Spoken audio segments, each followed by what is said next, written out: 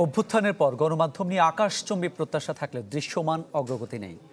রাজধানীতে গোলটেবিল আলোচনায় এই মন্তব্য করেছেন গণমাধ্যম সংস্কার কমিশন প্রধান কামাল আহমেদ। অনুষ্ঠানে গণমাধ্যমের স্বাধীনতা রক্ষায় দলগুলোকে অঙ্গীকারাবদ্ধ হবার আহ্বান জানান নোয়াব সভাপতি একে আজাদ।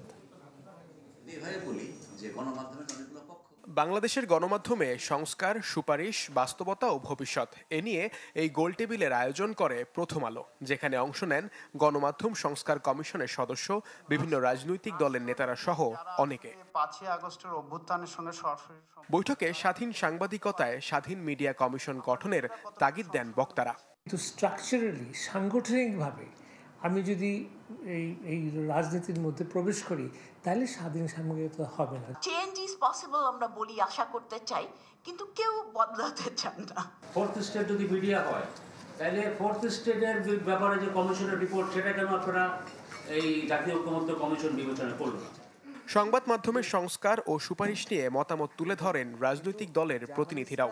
বিশেষ করে সিনিয়র জার্নালিস্টরা কমিউনিটি হিসেবে যদি আপনারা আরেকটু এই ক্ষেত্রে রেসপন্সিবিলিটি নেন, তাহলে আমাদের মনে হয় সকলের জন্যই সুবিধা হয়। গণমাধ্যমের শক্তিশালী নীতিমালা হওয়া উচিত। এখানে যে সংস্কারের বিষয়গুলো আসছে, সুপারিশ, আমি জানি না জুলাই সনদের ভিতরে এই সমস্ত বক্তব্য আছে কিনা। আমরা আর্থিক বিষয় নিয়ে কথা বলতেই পারি। গণমাধ্যমের আর্থিক সচ্ছলতা বা আর্থিক একটা শক্তির জায়গায় যদি ভিত শক্ত না হয়, তিনি অনেক স্বাধীনতার কথা কি করে বলবেন।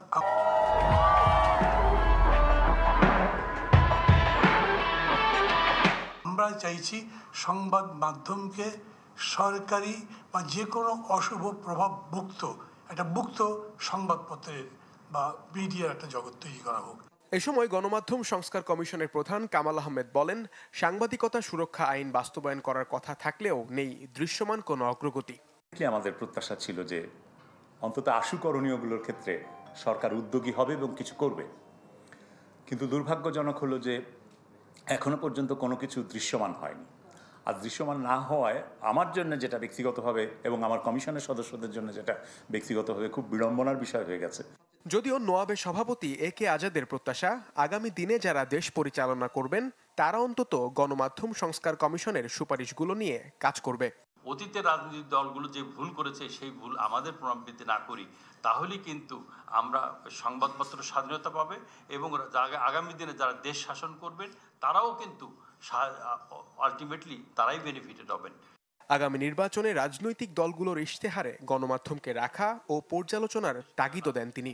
রাজনৈতিক দল, আপনারা আপনাদের কমিটমেন্টগুলো থেকে আপনারা বিচ্ছেদ না হয়। মুহাজির হক, চ্যানেল 24, ঢাকা।